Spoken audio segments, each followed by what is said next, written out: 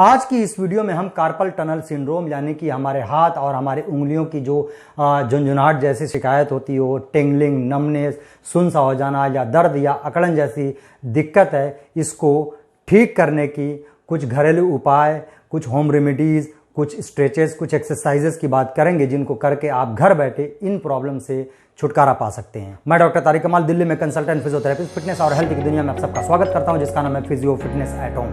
Carpal tunnel syndrome होता क्या है, किन अलग अलग कारणों से ये हमें होता है, इसके ऊपर मैंने एक वीडियो बनाई हुई है, आप यहां से जाकर देख सकते हैं। क्योंकि आगे बढ़ने से पहले कार्पल टनल सिंड्रोम या किसी भी दिक्कत को ठीक करने से पहले हमें यह जानना बहुत ही ज़रूरी होता है कि ये दिक्कत हमें किन अलग अलग कारणों से होती हैं, क्योंकि इन अलग अलग कारणों को जानने के बाद जब आप इसका ट्रीटमेंट करेंगे तो बेहतर तरीके से इसको ठीक कर सकते हैं और रिकवरी फास्ट होगी। इस वीडियो को आगे बढ़ाते हुए अब बात करते हैं कि कार्पल टनल सिंड्रोम यानी कि आपके हाथों की वो दिक्कत जिसमें आपके हाथों में सुन सा हो जाना, झुंझुनाहट सी होना, पेन, दर्द या अकड़न सी हो जाना, इन दिक्कत को आप घर बैठे कैसे और किस तरह से ठीक कर सकते हैं। ये एक चार्ट है। इस चार्ट में मैंने कार्पल टनल सिंड्रोम के सभी घरेलू ट्रीटमेंट की लिस्ट बनाई है, इसे आप गौर से देख लीजिए। इसी के आधार पर एक एक बिंदु को अगर आप फॉलो करते हैं तो आप घर बैठे कार्पल टनल सिंड्रोम को ठीक कर सकते हैं। इस चार्ट में सबसे पहली चीज़ है गर्म पानी की सिकाई यानी कि हॉट वाटर फर्मेंटेशन। कोई भी ऐसी दिक्कत जिसमें हमारी नर्व दब रही हो, जैसे कि कार्पल टनल सिंड्रोम की जो प्रॉब्लम होती है वो हमारी जो मीडियन नर्व होती है, आप पिछले वीडियो में मैंने बताया इसके बारे में, मीडियन नर्व जब आकर हमारे रिस्ट में दबने लगती है तब इस तरह के सिम्टम्स होते हैं, ये दिक्कतें होती हैं।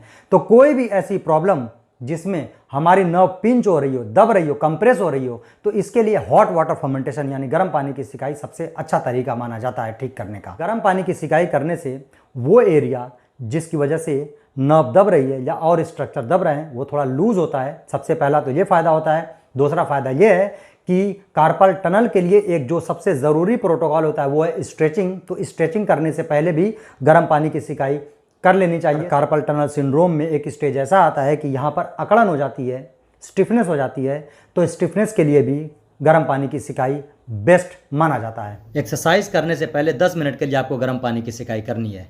चार्ट के अनुसार जो दूसरा ट्रीटमेंट है वो है सॉफ्ट टिश्यू रिलीज। अगर आपको इस एरिया में कलाई के आसपास स्टिफनेस या अकड़न फील हो रही हो तो इसके लिए एक स्पेशल मसाज होता है जिसको हम सॉफ्ट टिश्यू रिलीज बोलते हैं। ये करने से ये अकड़न ठीक हो जाती है। इस एरिया में अगर मसल में स्टिफनेस या गांठें बन गई हैं तो वो ब्रेक हो जाती हैं। ये आपको 2 से 3 मिनट तक करना है। कैसे करना है आइए देखते हैं। टेनिस बॉल या घर का बेलन अपने स्टिफ एरिया के नीचे रखकर इस तरह से हल्के हल्के थोड़ा सा प्रेशर देकर मसाज करना है।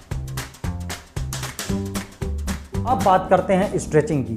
कार्पल टनल सिंड्रोम को ठीक करने के लिए सबसे ज़रूरी और सबसे इम्पॉर्टेंट जो प्रोटोकॉल है वो है स्ट्रेचिंग।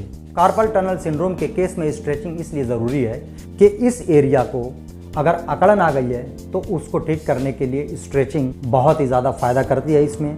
दूसरी वजह, जिस एरिया से यानी जिसको टनल बोला जाता है उस टनल के अंदर जो नर्व और जो टेंडन पास होते हैं उनकी हम स्ट्रेचिंग करेंगे, उनको इस तरह से फैलाएंगे ताकि कार्पल टनल में एक गैप मिल जाए और नर्व के ऊपर पड़ने वाला प्रेशर कम हो जाए, रिलीज हो जाए। तो आइए देखते हैं कि आपको कौन कौन सी स्ट्रेचिंग किस तरह से करनी है। खड़े हो जाएंगे, बाजू को सीधा करके पंजे को ऊपर कर लेंगे, दूसरे हाथ से अपने पंजे को अपनी तरफ खींचेंगे, 5 सेकेंड होल्ड करेंगे, फिर उसके बाद छोड़ देंगे।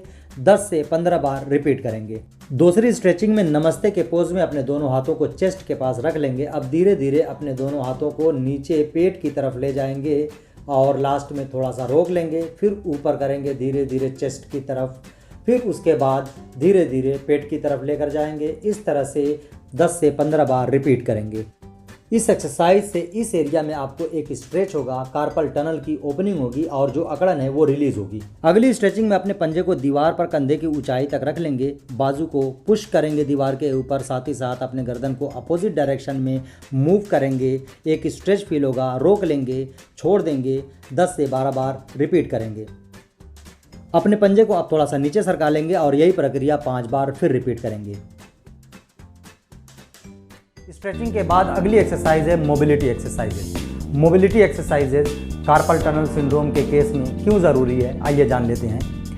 ये एरिया यानी कि कार्पल टनल जिसके अंदर से नर्व जाती है और टेंडन जाते हैं, उन टेंडन की मोबिलिटी बहुत ही ज़रूरी है ताकि उस टनल के अंदर ये जो टेंडन है या और भी जो स्ट्रक्चर हैं वो थोड़ा मूव करें, जिसकी वजह से उसमें गैप बने, और जब ये गैप बनेगा तो हमारे नर्व के ऊपर पड़ने वाला जो कंप्रेशन है, जो दबाव है, वो कम होगा और हमारी नर्व, मीडियन नर्व जो कार्पल टनल सिंड्रोम पैदा करती है, वो रिलीज़ होगी और हमें हमारे सिम्टम्स में आराम मिलेगा। तो आइए देखते हैं कि मोबिलिटी एक्सरसाइजेज में कौन कौन सी मोबिलिटी एक्सरसाइज आपको कैसे करनी है।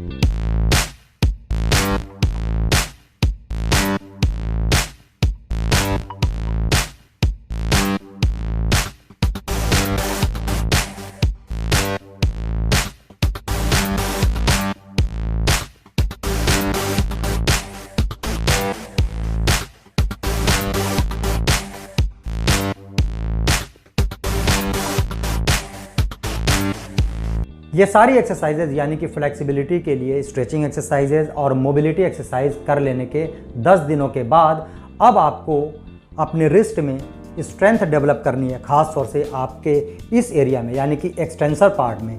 इधर आपका कार्पल टनल होता है तो उसके अपोजिट की जो मसल्स होती हैं उनमें आपको स्ट्रेंथ डेवलप करना है, ताकि आपके रिस्ट इस तरह से न रहे, ये वाला फोर्स आपके रिस्ट पर ज़्यादा लगे, क्योंकि रिस्ट को झुका के रखने से इसके ऊपर प्रेशर और पड़ता है, वो नर्व को और ज़्यादा कंप्रेस करने लगता है। तो आपको अपोजिट जो पार्ट है उसकी स्ट्रेंथनिंग एक्सरसाइजेज बहुत ज़रूरी है कार्पल टनल सिंड्रोम के केस में करना। तो आइए देखते हैं कैसे आपको स्ट्रेंथनिंग एक्सरसाइज करनी है। स्ट्रेंथनिंग एक्सरसाइज की शुरुआत 1 kg वेट के साथ करेंगे, फिर धीरे धीरे आप अपने कंफर्ट और स्टेमिना के अनुसार वेट बढ़ाते रहिए।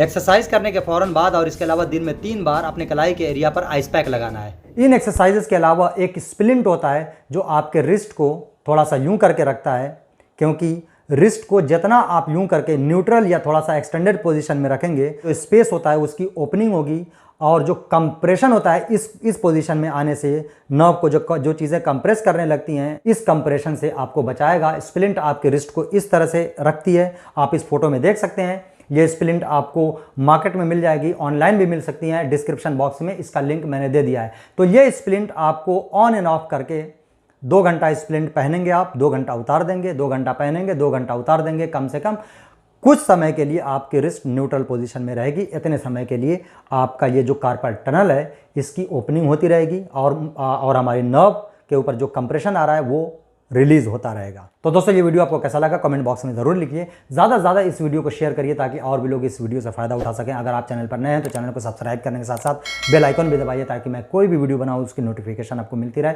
Thank you.